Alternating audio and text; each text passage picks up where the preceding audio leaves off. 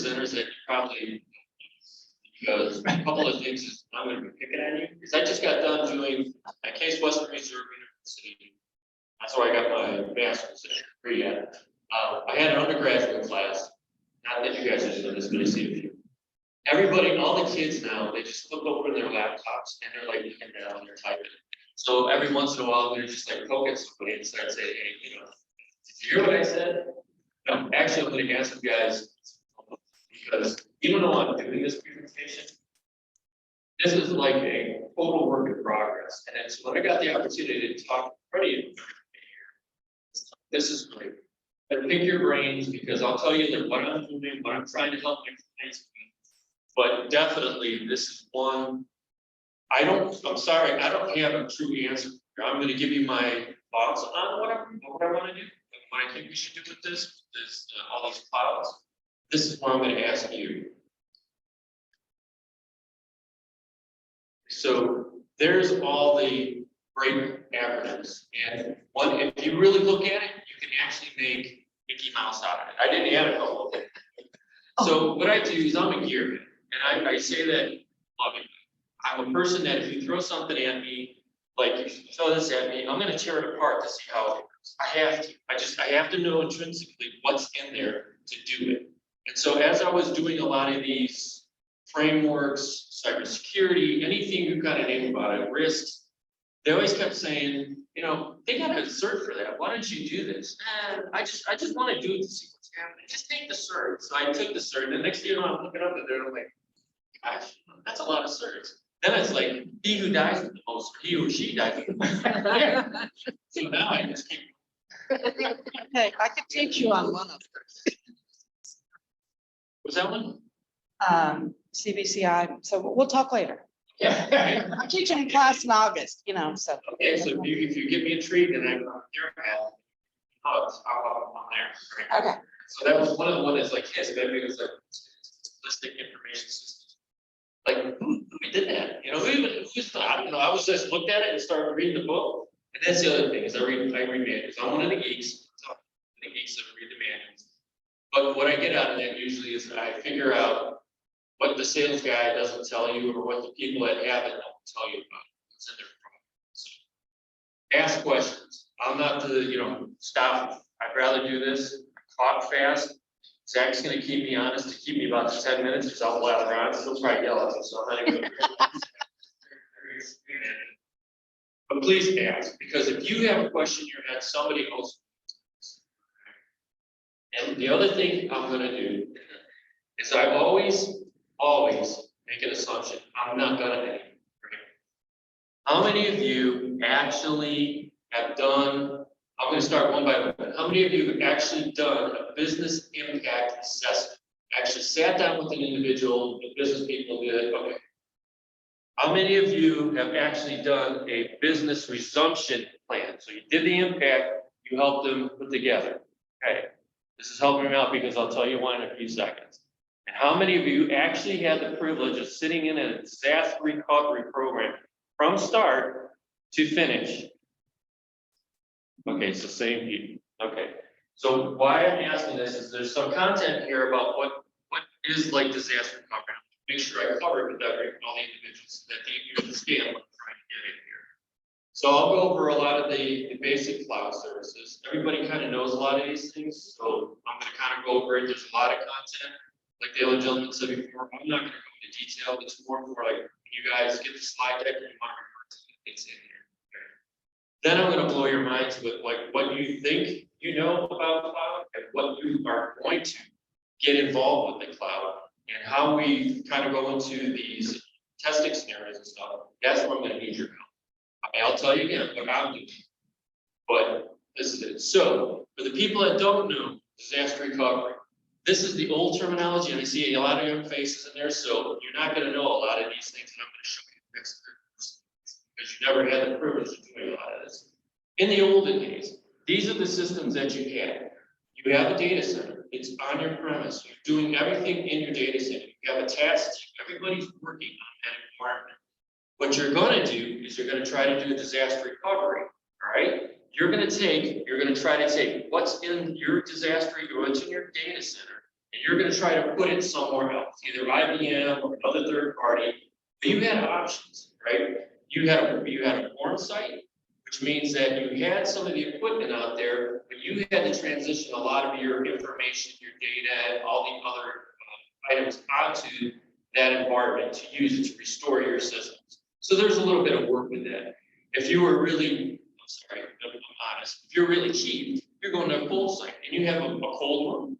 And you're gonna bring your equipment, you're gonna bring your set of your equipment, or you're gonna buy equipment and you're gonna put it there, the premise before the co-location site. That's what this started as.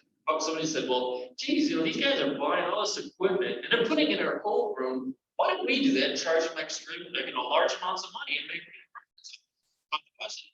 So that's where these co-locations came. And if you were really, really afraid of your business when you had a hot seat, that is like near real time, what it's called now, near real time systems. So if your system here at the data center, any of your pieces of equipment go down, instantaneously, you're back up and running at a co-location site. So that's a little bit of a history of what this was about. Just looking at anybody's face. All right, I got one, I got two. Okay, this is what we, when I'm walking my walker, this is what we had to do. We had to go to our data center, get a big old briefcase, my kidney was probably about like this big, and we had to grab all these tapes. These weren't even the tapes that we had to grab. We stuck them in a suitcase, went over to Philadelphia, we went up to Chicago, we went over this, and we gave it to this nice fine gentleman and said, here's all our tapes. He would take, he would be long hair with his Jolt or his Mountain Dew, he'd go to the place, and we'd go to this little room, and we had 6 little computer laptop, CRT screen, not laptop, CRT screen. And we just sat there and waited for him, and he would say, you're ready now, our tapes are loaded, thank you, and we start trying to restore our tapes. She's not, it's just. Yeah, 3270 terminal right there. Yeah. And that's how we restored our systems, all the way from scratch to the end, and then we say, okay, young ladies and gentlemen, please, the people, unfortunately got picked, I'm picking you, you're gonna be on a Saturday afternoon at 2 a.m., you're gonna come in and log in and see if you can get to your data files. Thank you. That's what it used to be, right? And again, it will get to why we're doing this. Now, we're moving to these models, right? And if you're not sure about what these models are, I have exhausting detail on it. But really what it is we don't want everything in our data center. We don't want to upkeep the AS400. We don't, everybody remembers what a mainframe is. We don't want to keep that up. We don't have the money, the time, the space, the energy. They have people that'll do that. IBM will do it. There's a bunch of other ones. You just go out and rent their equipment, their hardware. They'll keep up the maintenance. This piece of equipment is getting old. The fans, the drivers are dying. They swap it out. You have nothing to worry about, right? They do all that for you. You pay for that. But that's what you do. Then I'm going to skip a bit, but you have software where you have programming as a service. So now, internally, you guys used to have programmers that used to do a lot of your work. And you had bespoke or legacy systems that were created in-house, not bought off the shelf or package wrap. You would have people working on it. Then they thought, well, since we don't have this in here and we have other expertise, and these guys are getting paid a lot of money, and what happens is, if this gentleman here is very good, he gets paid. What's for you to stop that gentleman back there to pay him another $30,000 to take him back? Right? So I don't want to deal with that. Right? I can't find this guy anymore. Let's just outsource it. So everybody's starting to move their stuff to the outsource. Then finally somebody said, you know what? I don't want to deal with any of this stuff. You guys find me something to do where I can just buy it. So if you guys use Workiva, or if you use Hyperion in the cloud or anything, you buy it all. You don't do anything. You just get this, you get the application and the service. Everything else is taken care of. But that's where we start getting into some areas where, what do we do about restoring some of these systems? Because I would love to say everybody went to this. You have nothing in-house. That's not the case. It's always hybrid. I mean, if you're lucky to have it, you're lucky to have everything outsourced. That's great, but it's always a hybrid piece. So you have these old legacy systems that were created, that were never migrated off of something. They run, don't break it, don't fix it. It doesn't cost us much. Leave it alone. We're not going to transition it. We're not going to do anything. Leave it alone. Then you got everything else in the cloud. But then you got the individual, you're riding in the elevator, and he says, hey, you know, the board asks us, the audit committee, I always get the audit committee. What are you guys doing when you're doing your recovery? Can you recover? I want you to answer me. You've got like 30 seconds left.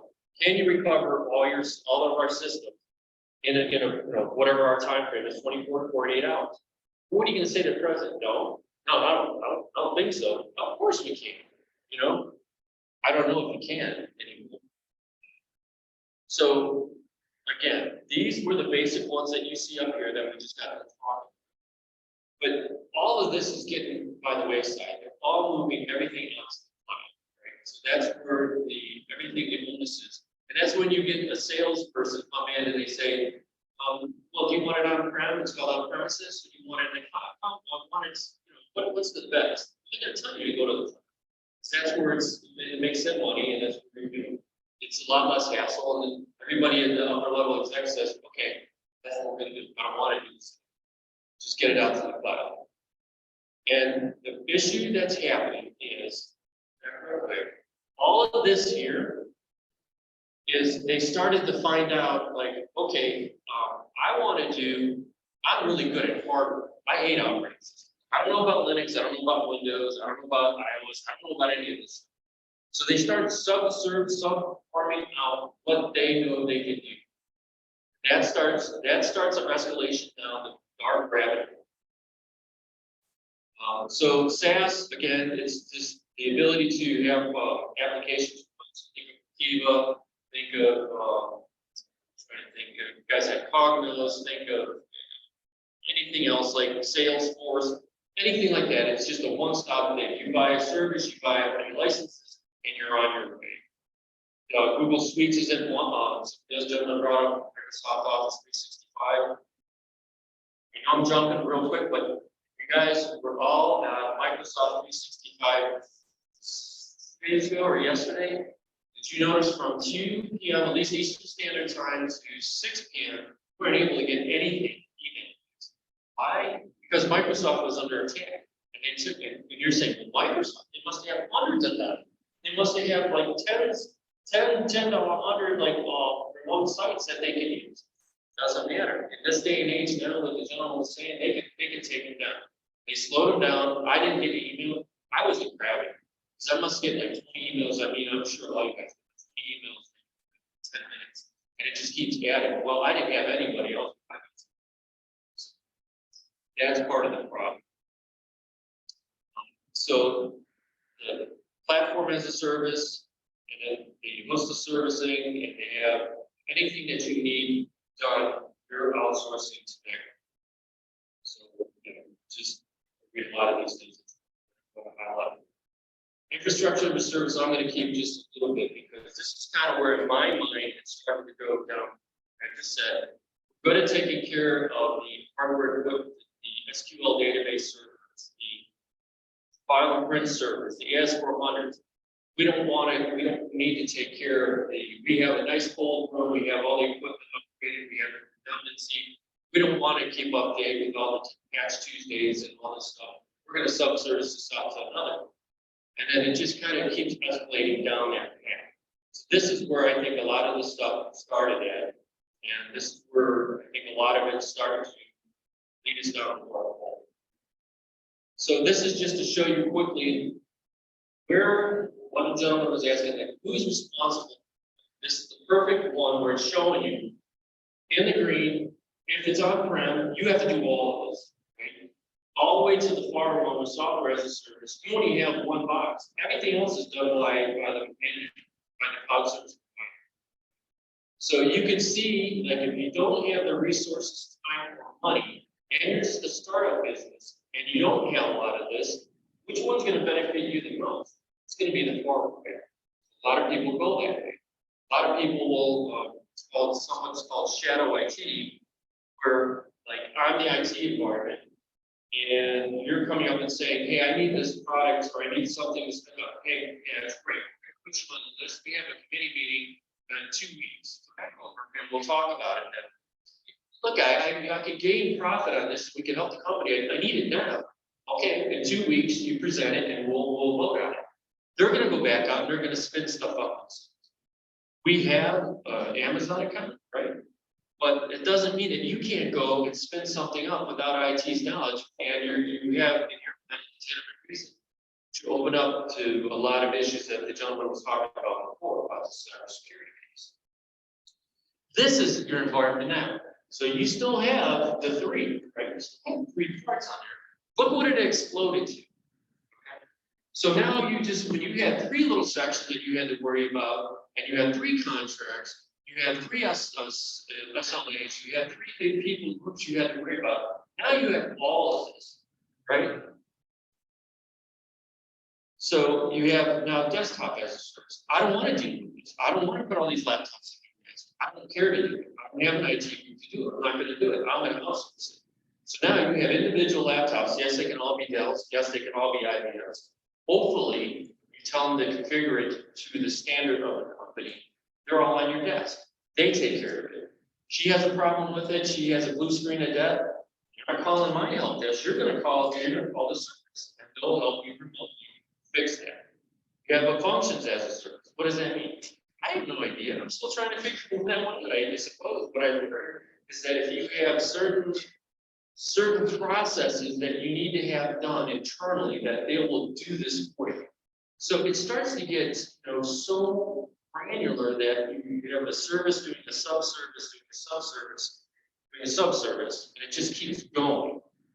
So these were the red ones were the ones we already talked about. I'm just trying to keep you grounded in this was the basics. This is what's moving. So now you have authentication as a service. Now you put all these machines on your desk. That's one group, right? I don't have any dealings with you authenticating the Active Directory. And I don't have the IT group, so I'm going to buy this. And that's what they do. Or containers as a service, right? We have file and print server. No, we don't have those. Okay, well, we're going to go to the cloud and we're going to throw up a load layer. No, I don't want our stuff done like that. I want to split out. Oh, well, we got that. We'll have a specific container just for HR, just for legal, just for tech. Whatever you guys want, we'll take care of it. You just let us know. We'll direct your data right to it and we'll keep moving on. And then they have the database as a service. It's like, I don't have a database. I don't know if I want Microsoft SQL. I don't want Oracle. I want this. This is what I want it to do. Oh, well, then you would want to work because it's better. We have it. You can start seeing where I'm going. This is starting to get so granular and so diverse. It's like, what do we do? So now it's not all bad. It's not all bad. We have network as a service. So not only now we have these endpoints, if we load all this antivirus stuff, trying to keep you protected, I don't want to deal with that. You almost have like a startup like myself. I'll even use myself. It's like, I'm a tech guy, so I'll take care of myself. You do that. But if I didn't want to, I could have all this, I could have 15 bills come in, but I have every service I need, even some malware. Okay? So it just continues to go down there. Network as a service. I want network as a service only for a period of time. I don't need it. I just want to buy it for version Amazon. We'll do that. You spin it up, you have 30 days, they shut it down. If in 30 days I have something I really need and it starts exploding because I got really more popular, they'll escalate it up, they'll give me more room. They're just going to charge me. Unified communication as a service. The only thing that I will give them again, another one is a service, and I'm really digging into this. I haven't seen a lot of companies coming out of the market, is this disaster recovery as a service. Then like, oh my gosh, that's the leak around my problem. Right? If I have all these clouds, I'm just going to go to these guys and outsource everything else and say, make sure I'm going to tell my boss in the elevator, I just got done telling him I can bring everything back up, make it happen. And they're just like, oh yeah, what Gene, what else? Gene, yeah, who absolutely do. I don't know if they can. Because when I show you exactly kind of what we're getting at, I don't know if they know. So now this is the new model. I just want to bring one thing to your attention. Right, so the blue we know, the orange we know, right? What's that gray? That gray is like in no man's land. Who owns that? So you go out and you buy it, you sign a contract, and you're like, hey, you're done. And we're not doing it on premises. We use the pass of the pass, we have all this stuff. But now you got a gray box, nobody knows. It's not theirs. It's not their issue to deal with. It's not ours to deal with. And that gentleman was saying, like, if you don't know what's in your kingdom, and you don't know who's owning your contender, watch you have a problem. It's a gray area. And I was actually shocked. And I looked at the research on the bottom, I kept trying to figure out who owns that. They don't even.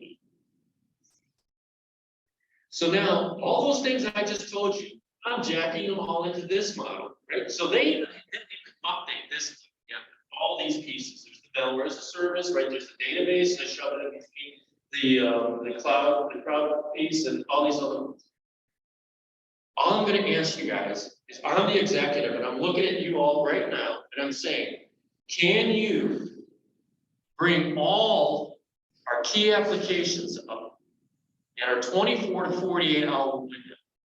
Can any of you sit there and honestly in your gut tell me you could bring all our systems up and running and functioning at another location in 24 to 48 hours? Anybody? I mean, even if you think you think you can do it. All of our other teams, yes, bring them up in 2.5 hours. 2.5 hours. So you must have a near hot site, remote hot site that you can fail safe over automatic. We had 2 clouds in Colorado, remote. Okay. Here, the application, Right. So we lost one. You could just drop off the face of the earth. Well, all of our critical went down to less. And that's the key piece of it. I said I mean, I did say critical, but I would like, now the guy's asking all systems. His system is, I've seen in the insurance industry, because they do not want like Progressive and these guys, it needs to be near real time, instantaneous failover. And so we got some testing. Yes. I used to work for Edward Jones. Okay. They created a whole other campus. St. Louis and Tempe, Arizona. And it took a lot of money to do that, and a lot of times they're going to this now, and that's where my concern is. Like, so some of the companies, there's a very diverse holding company that I'm working with. I mean, I can tell the other ones we're dealing with. There's like Timken Steel is another group that I'm working with, and a lot of these issues are coming into play that they don't know how to address a lot of this. Well, clouds is not necessarily, wow, I don't remember the cloud, you know, so this, but. I mean, it's not, obviously, it's what you're saying, is BIA is gonna be critical, because you put critical applications, that's position, but. My standpoint, that we will push on our team about is really fail, because. The impact where Iowa was down, Virginia's up, so we got trouble there, but then, now Virginia just went down, so I think a lot of. Yes, cloud's great, because people are now seeing that there are some big implications while you're using one basket. You want to Thank you so much. That's a perfect lead-in, because that's the problem, is all the eggs in the basket, but,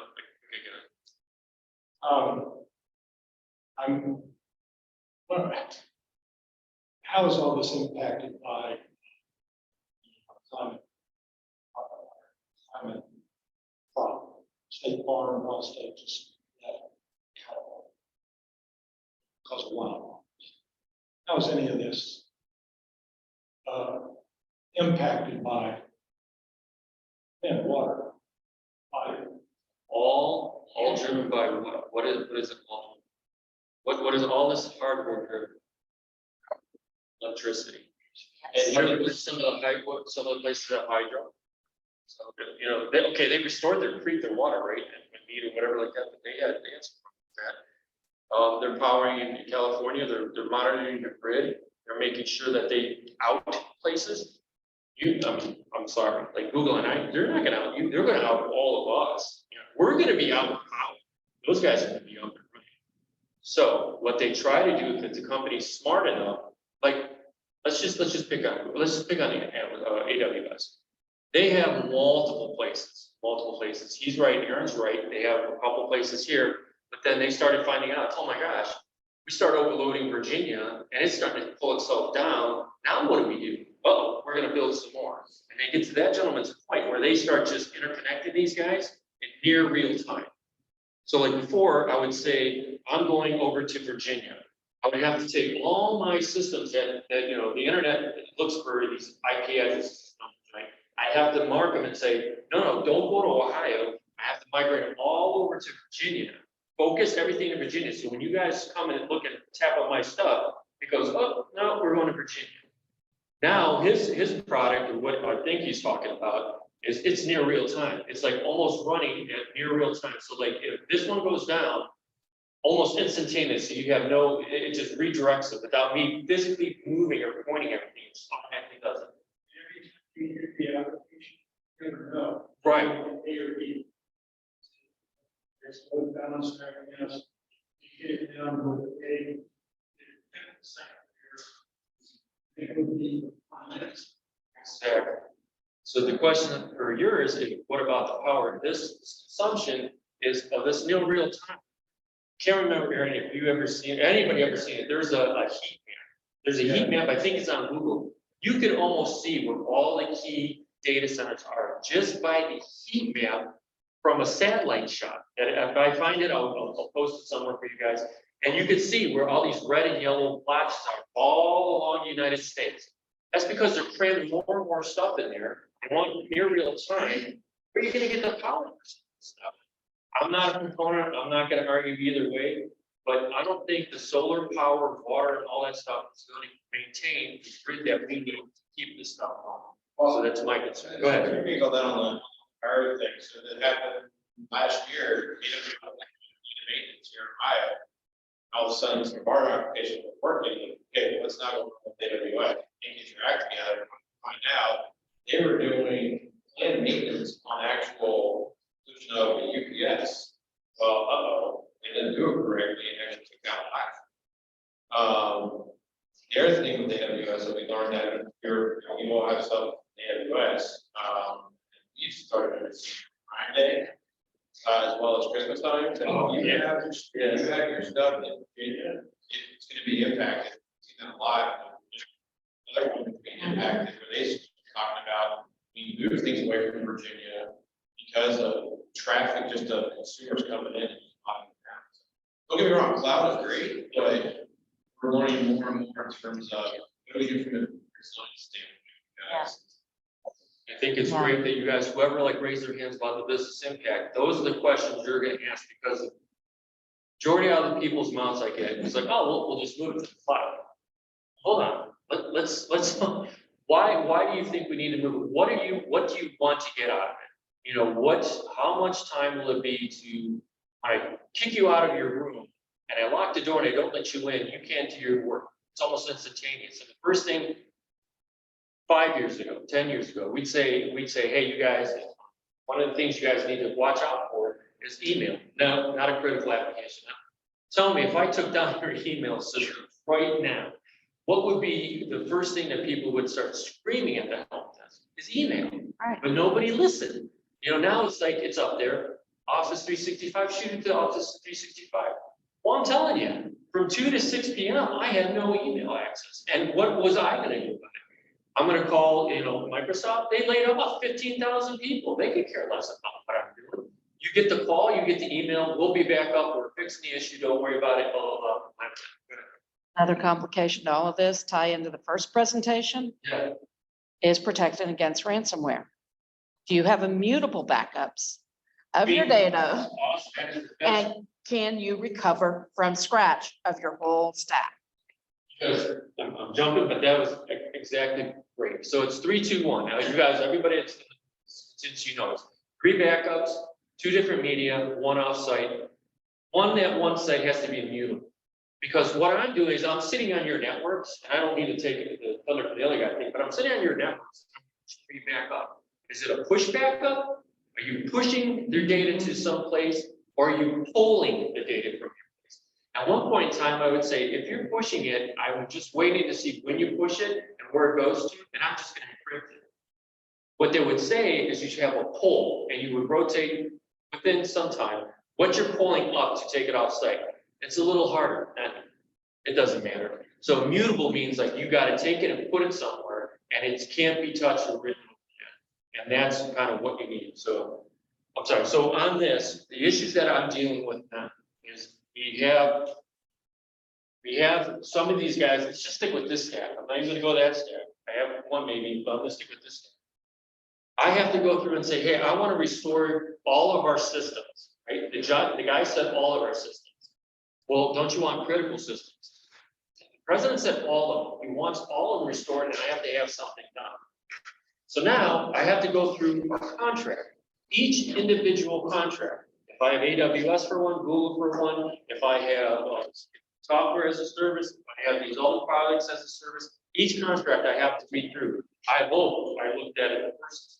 And I hope, like the one gentleman said before me, that you're looking at all of these contracts, make sure that I know what's my responsibility. So now, the other piece too is you have a service law. That's not part of the contract, it's a piece of the contract. We will be up 99.99% of the time.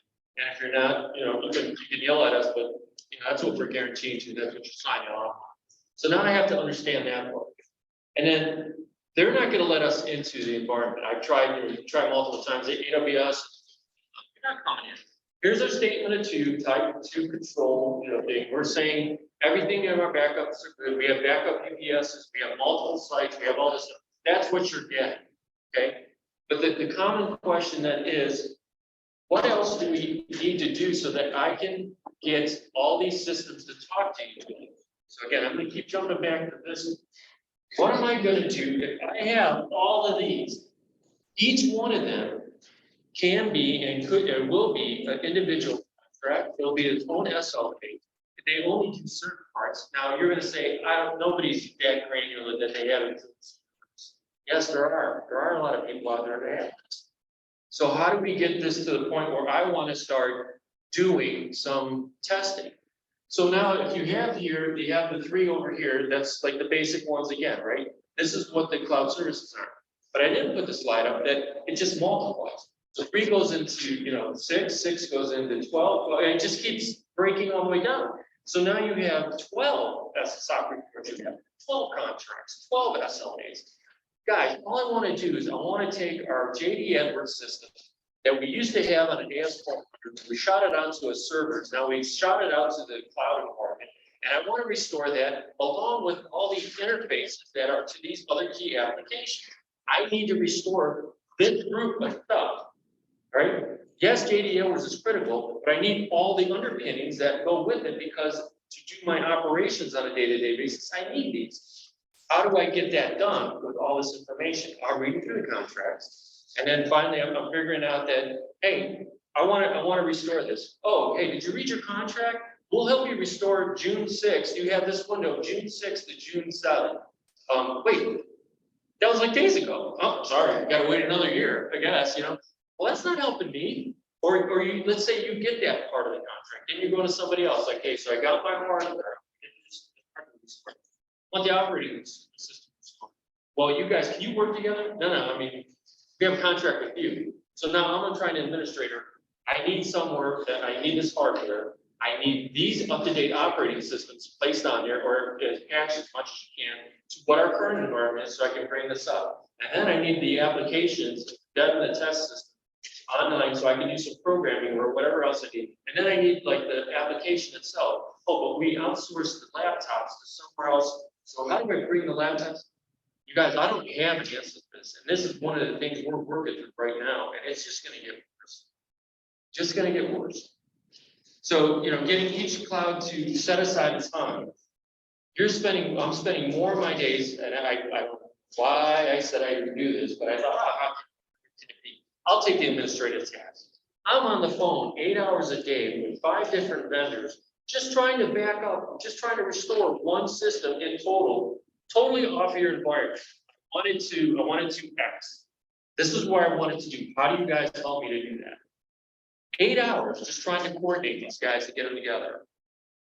So now what everybody does is a single segment. We're going to bring up just the JD Edwards AS400 box. None of the interfaces, none of the pinnings that we need to do the operations that support and feed JD Edwards to provide us with the financial statements that we report out to the SEC.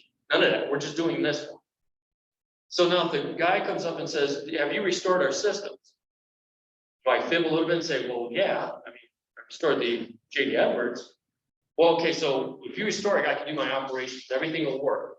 Well, no, it won't. I need these other systems up here. Well, let me know when you get that done. Do we do a group or segmented testing? So now I say JD Edwards, and I say the segments that are here. Now, if half of them I can get under contract, and I can get them to come with me and work with me, what about the other half? Well, we got half of the interfaces up, and half of the systems that feed JD Edwards. Well, is this all the operations? Well, no, not really. How long do you think I'm gonna last? I have to be out the door after anything. So do you do a full company DR test? And again, I'm old school. Remember the tapes? I was able to take all those tapes. I was able to go to a brand new environment, give it to the guy who was drinking Mountain Dew, load him up, and bring my system back up and running, right?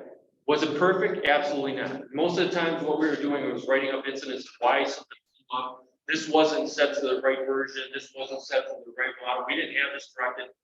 But we were able to bring our system, all of our systems up in one environment. I don't think I can do that. Now, disaster recovery as a service is a shining star out there. But even them, I'm not sure all they're gonna do is everything that I'm doing. It seemed like 8 hours worth of work to try to coordinate everybody else. We'll take all the coordination effort. You don't have to worry about it. In all honesty, after dealing with this for probably about a month and a half, I'd almost like say, is it $500,000? Here's $500,000, take care of it, I don't wanna deal with it.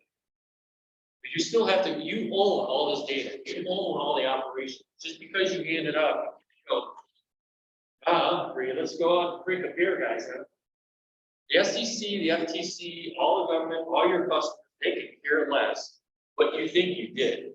It's you, this is your stuff, how do we do it? So the other gentleman said you do a theoretical desktop test, testing. Those are kind of easy to do. You bring everybody in a room, you tell them like this is the environment, you show them that listing again of all the different things, try to explain to them, this one has a contract, different SLA than this one you sign here, this one's here, whatever. This is what we're going to try to do. Theoretically, you could restore anything. You could say you're done. The Big Bang test, I would love to see if anybody even could do that. Now, some of the, like you said, gentlemen, it's just only doing key critical systems. That's it. You have the better shot at bringing that system back up and running in your organization than if it's all segmented out like that. Go ahead. System.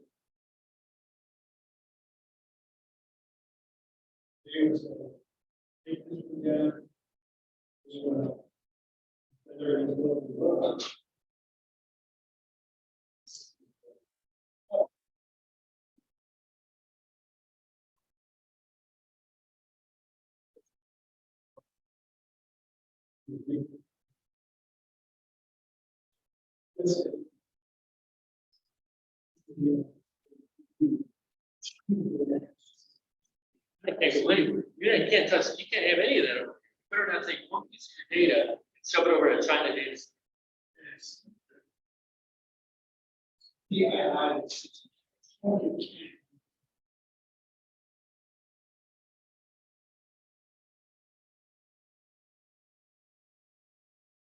I didn't even bring that up because I didn't want to overwhelm you guys because of the contracts, all the SLAs and stuff.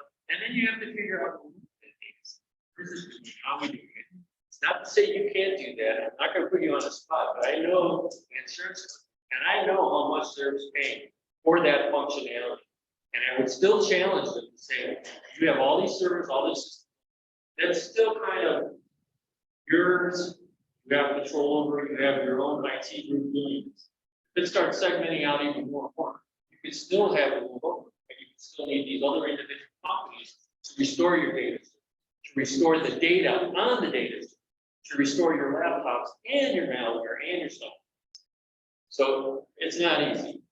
I don't think there's a Big Bang test anymore outside of like what we're saying. Where you go back to that one model. That's my concern. That's why I brought it to you guys too. Anybody has any idea or thoughts on this? I'm open to hear. These are the two that I tell these guys. I mean, it's better to have something than nothing, right? If the CEO is in the board of the audit committee or in the the elevator, they're asking, have you guys done this?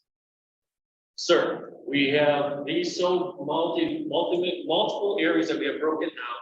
This is the best approach we can do to make sure that we keep the company operational for a period of time, understanding that all of these key areas we brought up first to keep either whatever the business impact was, the resumption plan, we want to pull in money or we want to pay out money. That's what we're going to do, right? And that's how we're going to do it. And we'll get all the other ancillary systems, just like he said, up from 48 to 60 to 24, whatever hours after, get that up. Now, the look on his face when we're telling him this, he's just like, oh, right, so you're starting a larger system. Yes, sort of. But then he walks out of the elevator, still confused, because as soon as I got into the audit committee, he pulls me aside and he says, so in the elevator, are we gonna, when I'm gonna talk to all these groups right now, these key people, we're gonna restore systems in 24 or 48 hours. Critical systems. Whatever the business impact assessment said, that's what we're gonna restore, because that's what you told us. Oh, okay. I don't know how else to explain it, right? These are the two things that all I can tell you is that what I suggested to them, because I said, I would love to do the big bang. You guys, just say, everybody, here's all your contracts. We're gonna shut, like, almost like what he said, we're gonna have a problem, all this shuts. We need to bring the, tell me how all of you, or all of my contractors, all of my cloud individuals, I need to bring this up. You guys get together, you tell me, can I bring all my systems back up in 24 and 48, all of them, any ancillary system, any nice to be system, I want to bring it up. What I've been talking to all the individuals, they won't say it, they won't email me, on the phone they'll tell me, you're not gonna do it. You can't do that. How are you gonna do that? And so I can't answer. And not answer. And so there are some that say, well, we'll take it as it comes. Because really, is all our systems gonna go down at once? It's near impossible to do that, right? Okay. If I hit one ransomware, I don't really care what system, right? It's gonna go out and look great, it's gonna hit every piece of data you have. And maybe if I want to, I'll do a denial of service on it, just to make it fun for having you guys trying to get your stuff back up. If I connect it, I just go to most of these companies and I say, hey, look, I'm just gonna go to the wall. I'm gonna get a backhoe, and I'm on the road over there where they're trying to do it. They're gonna cut your internet connection. What are you guys gonna do? Right? You're sitting in an office now, you have no internet connection. Okay, your stuff's sitting over there and it's up and running. How are you getting access? Oh, well, you gotta call your internet provider, then you're gonna have to call your networks, or you're gonna have to call these guys, help me redirect, or if you have automatic. And then that system goes down because it's overpowered. Don't have an answer, but sorry, I know you guys are looking for it. What I'm telling you is just start having these conversations. Start doing basic things, just look and get an inventory. What you guys have, what you think you know, and what's really out there. What you think you know is the ones that have gone through the right steps and gotten contracts, legal, IT, and then you try to find out what you don't know, what they need. And get that listing and then just start saying, critical, non-critical, we don't know. Okay, well, is this part of the BIA, not part of the BIA? Just start getting an inventory, start figuring out what you want, have your conversations, right? And then you will get some of these guys to start saying, well, like Aaron was saying before, there are some people that have been doing, like, you know what, pulling back. Actually, they're pulling back out of the cloud on-prem because they have more control, more safe for regulatory compliance and for just like regular items. They're actually pulling them back and starting up latest unheard of. But they're so nervous about all the exit paths. Sorry, but I mean, that's the questions I had. If you guys have any questions, but I mean, theoretical, and then just get your inventory. Just anything you take out of this, start having your conversation with all of them. Don't just pick IT, because I don't know if you guys found out the people that don't do BIAs, they always throw it on IT. And I always say, no, you need a data. Just do the data. It's HR, legal, operations, finance, bringing all these people in compliance. You got to bring all these people to the table, start talking about this. And then unfortunately, you're gonna start going, well, can we restore our system? All of them? And that's where you start having the discussion. You can bring up these or not. Any questions? Not a question, but a comment to add on to that. Not only do you need to know the contracts, know where your data is, but what is the resilience capability of that provider? Do they do what we do as a rule, protect your business? Do you have that in place? What do you do to protect our data? It's Amazon. It's AWS. Of course they do. What are you saying? Yeah, Don't I know. challenge me. We're HTTPS. Google. What are you talking about? Yeah. She's absolutely right. Right. Read that stuff. Yeah. And you ask me, oh, we have 99.9%. What happens if this is 1%? Well, and it gets back to the point of, on that ownership, who owns the responsibility? It's because who owns that data and who owns protecting that data? And the point is, it's your data, so you better be protecting it yourself. Don't put it all your eggs in their basket, because they're not there to serve you. I come in and I say, hey, when you put your data onto these places, do you encrypt it? Oh, yeah, they gave us the encryption keys. No, I don't want AWS's encryption. Do you have encryption? Well, no, AWS gave it to us. Okay, did they split the key? I don't want AWS looking at my data. I don't care if they tell you they're not. I'm telling you, if somebody was laughing, the Jolt kid the Mountain Dew kid sitting there late at night and he just monitors, he says, I wonder what's in there. And he starts poking around. I mean, he's gonna do it because I'm a geek. I'm a gearhead. I'm gonna start. Yeah. It's not got the encryption key. Don't do that. Well, who's the poor gentleman that took all the data off of the government, right? He's like, yeah, hey, Zach, I can. What do you want to know? Do you want to know what's in Area 51? I can't help you with this. Let me send you some data. Alien spacecraft. You don't do that. It's your data. You want the encryption key. I'm going to split it up. She has half the key. Legal has half the key. If we ever get a discovery, if we ever get a thing, you have to come back and you have to say, is it legitimate? And they give you the key and you get the data. That's the problem. Perfect. Yes. I don't understand, obviously the cloud issues and that, but, they were told to go to cloud and it's this amazing thing and it's cheap. And now they're spending, like I have one customer spending $2,000 now on just AWS and they're coming back. Like, this was supposed to be inexpensive and we're getting for this and they can't get to that. And you're locked in. They do multi-cloud, they're still going to multi-cloud and cloud, but they're doing a lot more going back to that on-prem because these issues, it's expensive, so I mean, cloud definitely has a place, it's not right?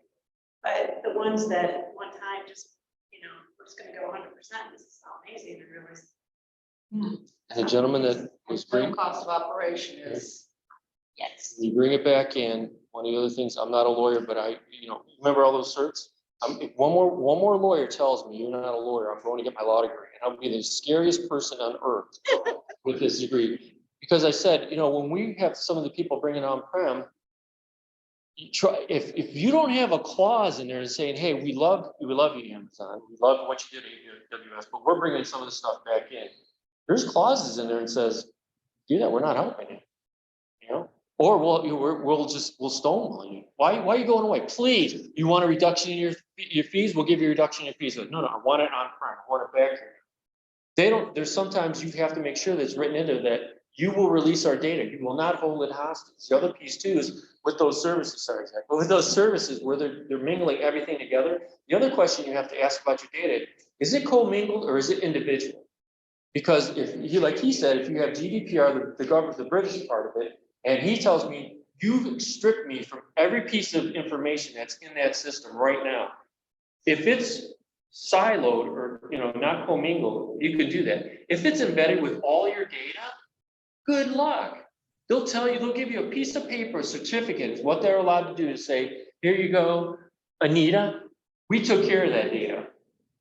Wow, thanks. How do I know that? I trust, but I like to verify. No, trust us. We're AWS. We took care of that. We took all his information out of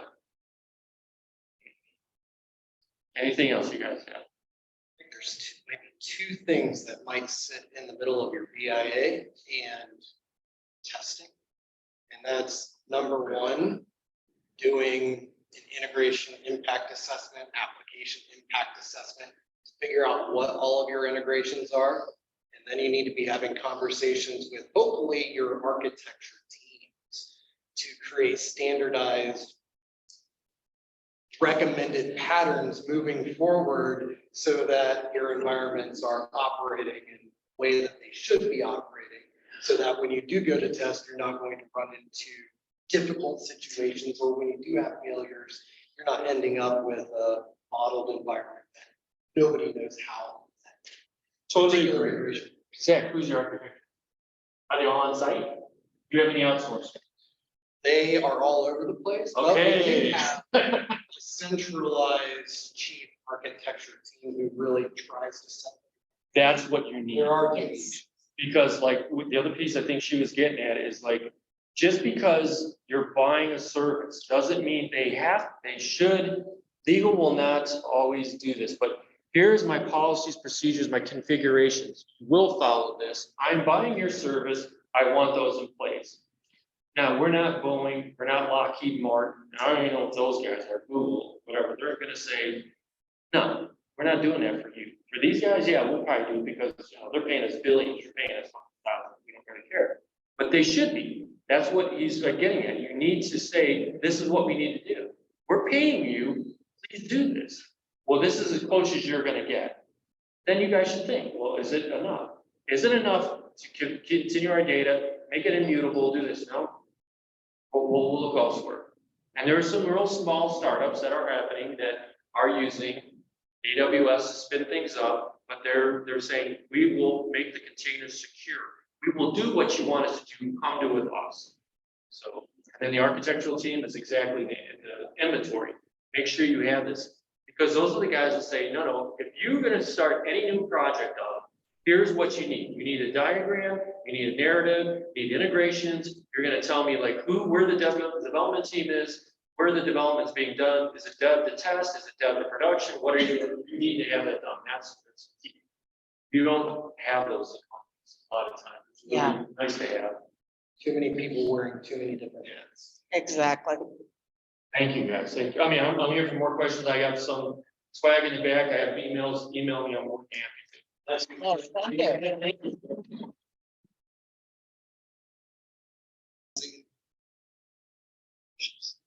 But nobody makes it talk. Hear you. So next up, we're gonna have Jimmy Hayes come and speak. He is one of our sponsors. He is with the Fusion Risk Management organization.